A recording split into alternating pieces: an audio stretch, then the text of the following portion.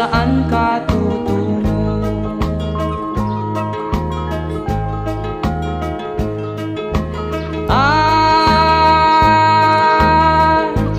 Kung nakamit mo na ang pangarap,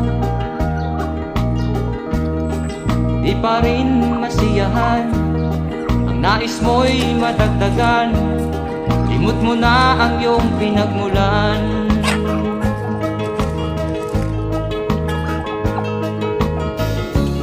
Bakit nga ba ganito? Ang tao'y walang kasiyahan.